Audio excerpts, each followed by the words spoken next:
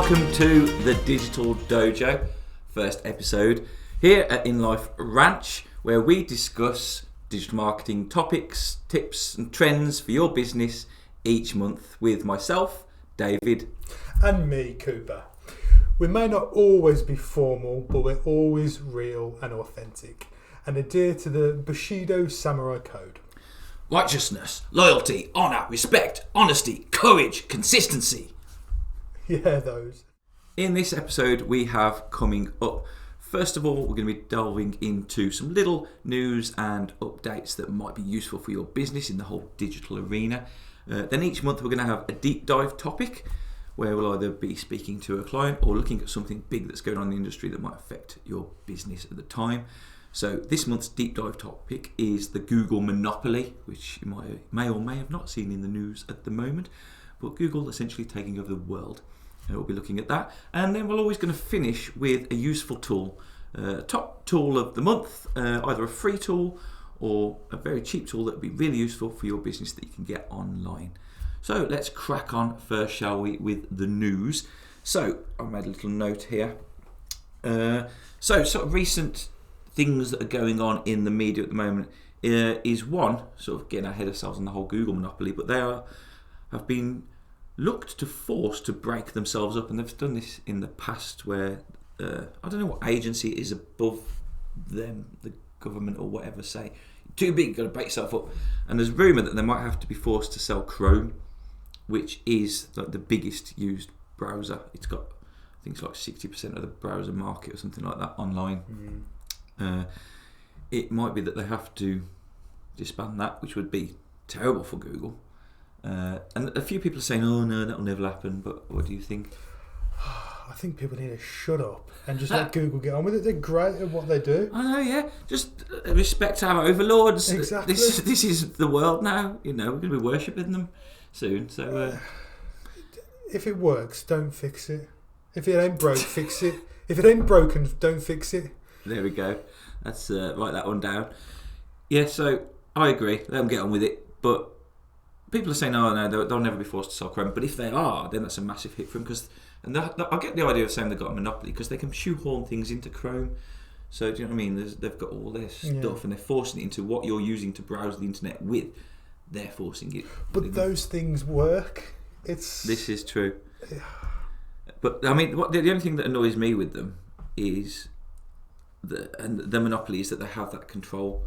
So there's things that there's a search engine called DuckDuckGo where if you search on that you'll get real answers, whereas Google are obviously paid by the government to not put things at the top that they don't want to be at the top. And this was proven during the whole COVID lockdown that when Elon Musk bought Twitter, he sacked all the people that were and proved that they were being paid by the government to remove things or do certain things that they didn't want us to see out there. And it's pretty obvious when you go on Google sometimes. You know, you can be looking for a hot topic that's a bit below the radar, and it's obviously not there when it should be. Yeah. So that's the only concern, is we could be being drip-fed the information they want us to see, I suppose. Next topic is, which I love this topic, is the fact Trump's got into power, right? And love or hate Trump, no matter, like, you know, he's obviously got some misogynistic issues going on in the past or whatever. But I love the way his brain works. He's just gone, right, we're going to get Elon Musk to look after all the efficiency. Like, that's exactly what I do. I mean, on a side note, he's also put, like, ex-WWE person in charge of the schools. Just brilliant. Someone kick ass in charge of the schools. Some genius in charge of efficiency. That's exactly what I do. But, so that's hot topic. But top of Google will tell you it's bad. Yeah, it's bad. It's bad. And they tell you Twitter's bad since Elon Musk bought it as well. But and the thing I love it is they've called it the Department of Government Efficiency, spelled DOGE, which is also the name of Elon Musk's Bitcoin, Doge. And since he's got into power again, part of the reason, maybe biased why I'm loving it, my Bitcoin's gone mental. It's gone massive. But yeah, I love the fact, and I think even Elon Musk said the other day, like, I don't even know what I'm doing, but if you know you've got some genius and you're going to put him in charge of efficiency, he's made it work. If he can make things land from space and floating, he's pretty damn efficient in what he does. He is, yeah. If there's one thing you can call Elon Musk, that's efficient. So, I'm quite excited about that one. And the last sort of little hot topic is TikTok have now added keyword targeting onto their videos. So when you're adding a video onto TikTok now, you can put keywords in there that you might want to be found on the internet for. Mm-hmm. On the other side of things, I know the Americans are trying to take down TikTok. It's all owned by China and apparently can look into our data. I think at one point Elon Musk even banned it everywhere when he was on site at his places, because I think you just sign your life away. Like when you sign up, nobody reads the terms and conditions. Yeah. I think you just generally sign, you can listen to it through my phone and watch my camera and do what you want, I think. But I don't mind people watching me. If I'm honest, I always go, yes, sign me up for that. Watch me. But I think this is the way as well, just on a side note, that they can control. We've just gone into a conspiracy podcast already, haven't we? I think this is the way the government can control celebrities, right? Because they know you can look through your phone or whatever. So they say either do that or we'll show them this video that was recorded or filmed to your phone. Yeah, you know what I mean? Like that we've got. Yeah. So that's control. But bow down to the Google overlords in summary of our news. Yeah. Anything else to add? No. Okay, you looked really excited to say something. I think we'll save my tidbit for later. Okay, cool. And in life news, just something we're doing. As of January, we're introducing a brand new, really cool software system. So with our SEO, when we send that out to clients now, they're going to get much easier to understand reports and be able to log in and view much more fancy things, but also in a more sort of explainable way, rather than looking really too technical. A summary of what people want to see. So then when people have these monthly marketing meetings, they can go, oh yeah, that's simple. That's good. What will be useful there is if they can see ways to change things, and what do they need to do easily to be able to change, to make improvements. Is that? Oh, for their own SEO? Are we not talking about their own SEO? Sorry. Yeah. So we do SEO for people, so we'll help them get us Google, and part of that, because you get a dedicated SEO manager. Oh, sorry. They'll be saying, oh, you could do this, or if we had some information about that, we can do that. That's what I mean. If they can easily see, these are the things that if you do these things, it will improve your SEO. Oh yeah. We kind of do that anyway. We suggest that we might need some content, or if they wanted us to write the content or whatever for them along the way. Yeah. But yeah, this is more of a software package, so they can log in and they'll get reports and things. We've got one already, but this is like a much better version of that. So that's going to be coming up in January from us. Nice. What do you call it? I don't know. Should we think of a name? Inlife.bot. There's already a website, inlife.bot, which is our AI. Oh, yeah. Nothing to do with SEO, but check that out if you want to play with some AI tools. Alright, let's move on to our deep dive topic for this month, which is the Google monopoly, which Cooper has already just covered by saying just bow down to our overlords and let them have at it. But obviously Google are essentially taking over the world right now. I mean, they started off small, they took out the yellow pages and then moved up from there. They did. So, I mean, Google started in 1998, and in perspective to me, that was the year I graduated school and created my first website. Well, I was 8. So if I'd have started Google back then, we wouldn't be sitting here doing podcasts for people right now. We'd be sitting on a yacht. We'd be playing Monopoly. Yeah, we'd be the Monopoly. We'd be controlling you all. Imagine that. Yeah, so what do you think about the Google monopoly? I mean, you have obviously already summarised that you love it. I mean, obviously, from a video perspective, YouTube, which is owned by Google, and part of its monopoly it's the most visited video platform worldwide, without a doubt. It's a content ecosystem. It is, yeah. And I mean, you ask any kid, what do you want to be when you're older? YouTuber. I want to be a YouTuber. That's all. They think you could just make loads of money on YouTube, but it has changed the way of the world because, when I was little, you had 4 channels on television. Like if you was rich, you had Sky. And then they brought out Channel 5, which was amazing, with 5 channels. Now, the kids don't even watch TV nowadays. I don't watch TV nowadays. Exactly. I mean, I watch a mix. I don't watch TV, I watch like streaming Streaming services, services, yeah. like Disney Plus or Netflix and so on. I'm surprised that Google doesn't have a streaming service. There we go. That'll be the next monopoly coming out. But yeah, so but most kids don't even watch streaming services now. They're just literally YouTube. Mm-hmm. I did see a popular meme actually. Yeah. Oh, it wasn't a popular meme. I saw a meme which said something like, "When old guy to young child, oh, what console are you going to play Grand Theft Auto 6 on when it comes out?" And the answer was YouTube. Yeah, there we go. And that's come to something now. When the old guys are playing PlayStation, that's how fast technology is moving on. Mm.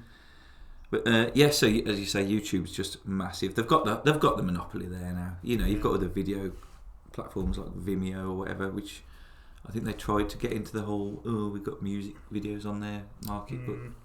But interestingly though, YouTube bought out YouTube Shorts to rival TikTok. Yes. So they're obviously worried about those other platforms. Yeah. And that sort of brings us onto the video content now, especially because what you do is everybody wants short, fast information now. Fast. They even want subtitles, so they don't even have to be bothered to listen to the videos. Yeah. This is true. Big, bold, green letters flashing at them is better than audio. Yeah.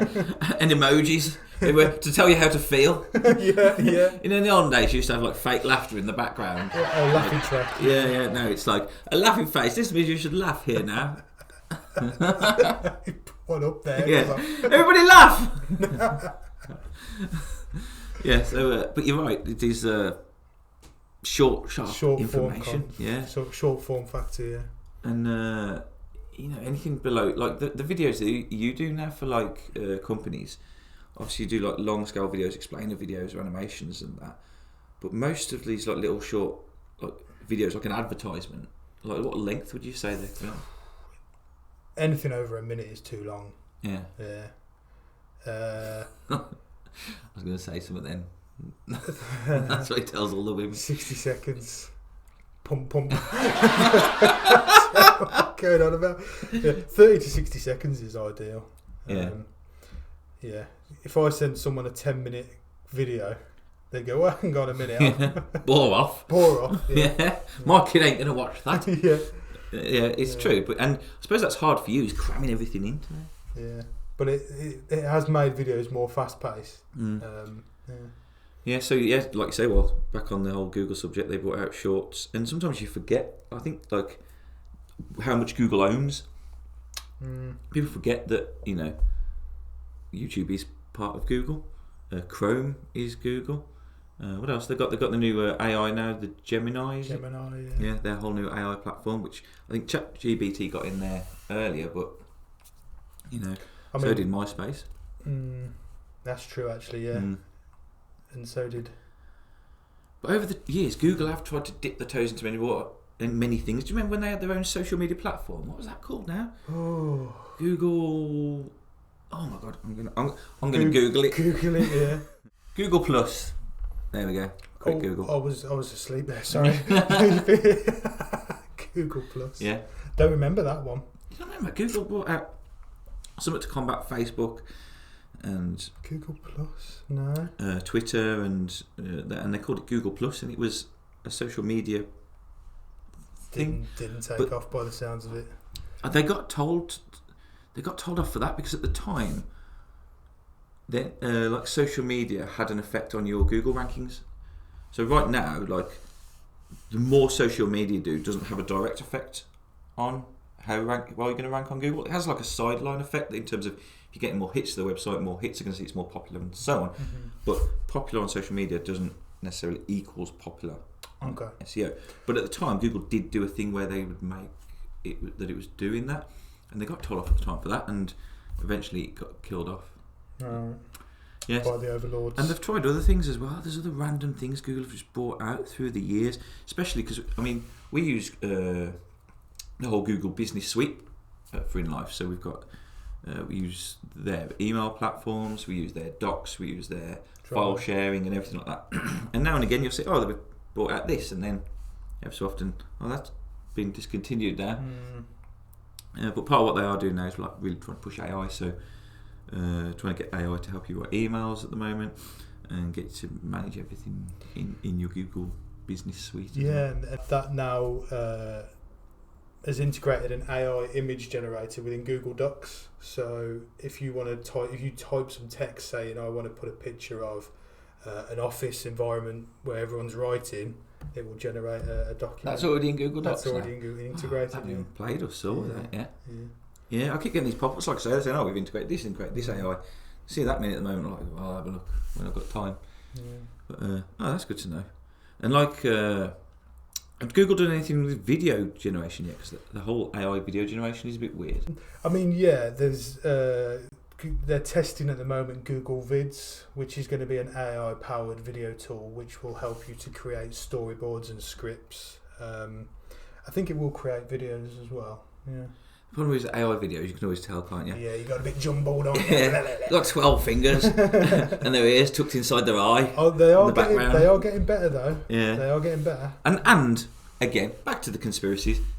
Obviously, they've already got it working perfectly. This is what they want us to think is possible. Yes. Yeah. Yeah. Oh, look, you can always tell an AI video because their ears tucked inside their eyeball.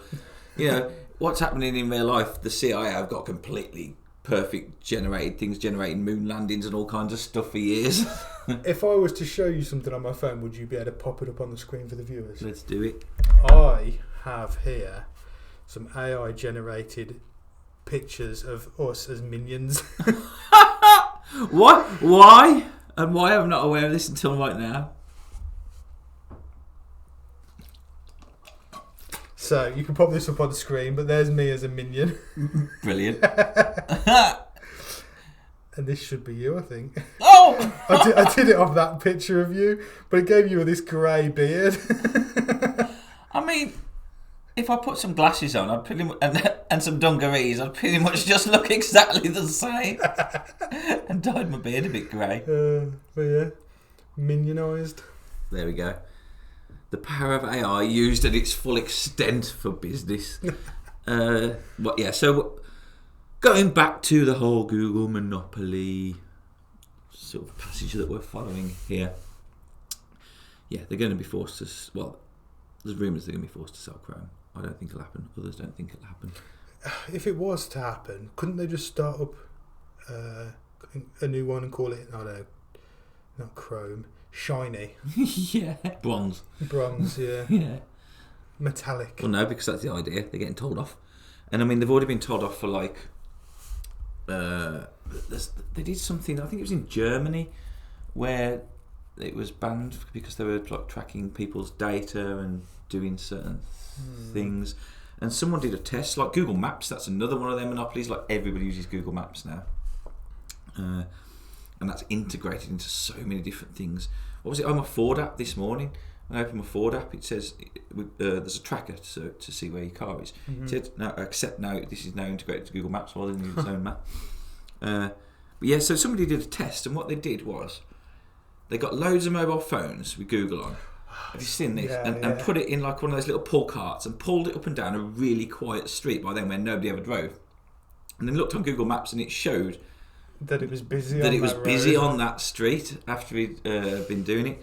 Yeah. So obviously they're using that tracking data to see where you are, and that's how they can say, "Oh, this road's really busy right now. This one's not." Yeah. But you know, what else can be done with that? Especially now they're being backfed by the government, which is pretty obvious to give information they want. There was something else with Google Maps. I mean, there are some cool things with Google Maps. I remember on Mario Day where they could turn the streets into... Yeah, and they also did Pac-Man as well. Oh yeah, you could play Pac-Man around the streets. Wacka, wacka.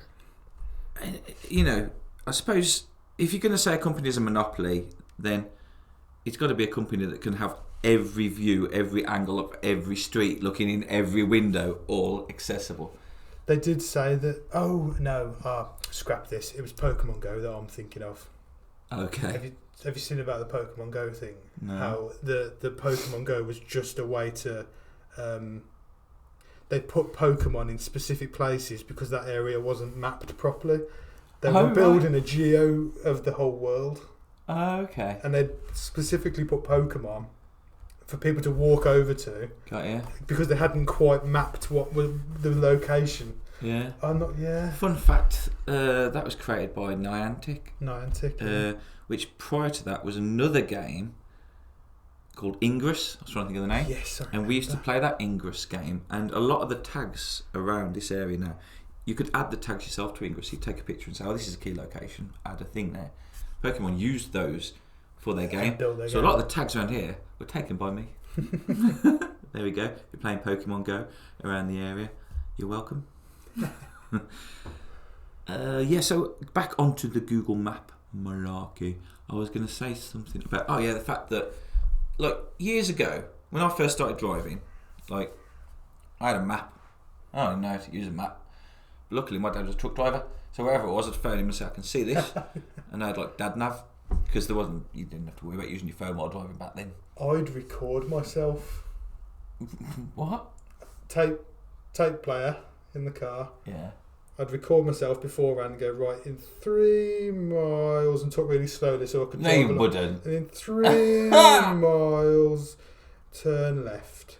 And then I'd sort of in my head, wait on the tape, wait for what I think would be about 3 miles. Turn left here now. Really? Yeah. Oh my god, I wish I'd have been with you back then. You basically created your own sat nav. Why didn't you monetize that? That's genius.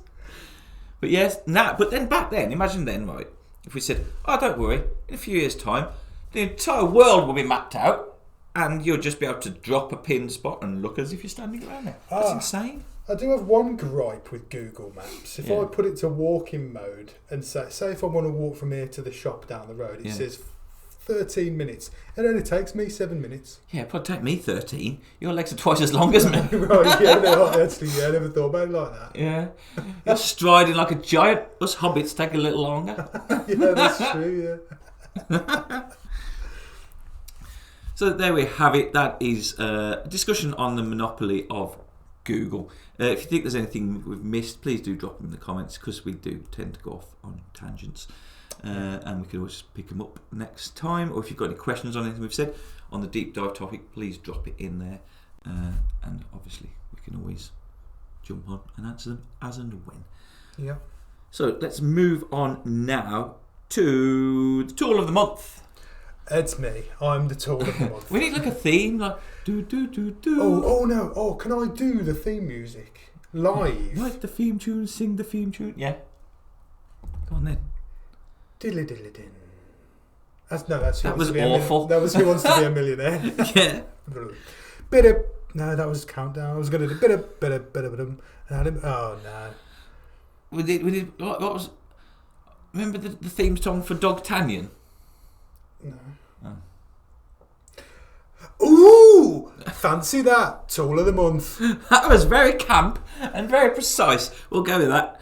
So the tool of the month this month is something called Lusha. Not sure how to spell it. Let me just Google how to spell it. Ooh, fancy that. Tool of the month. Yeah, I like that. Oh, yeah, I need to do one for deep. Yeah. It's spelled lusha.com. Lusha.com. But I stumbled across this and found it really useful. It's essentially used for email or direct marketing, or if you want to find out companies in your area, especially if you're a member of a networking group like BNI and you want to look for companies you can ask for in your specifics. Very useful, because what it does is it's a completely free tool, and you can view up to 50 businesses a month for free. And within that free tool, you can go on there and say, well, these are the kind of businesses I'm looking for. You might be really specific and say, I don't know, logistics firms and warehouses and this, or you can then break them down by, I want to speak to only key contacts only, companies that have been around this long, companies that have got this much turnover, really break it down. Or you could just go top level, all companies with this much turnover, and sort of filters, you can move it around whatever you want, but really easy to use, nice filters down the left hand side. And where do they get their information from? Google. Yeah. So once you've got that filtered down, you can do areas. So you can do, I don't know, within 2 mile radius of this postcode or this area.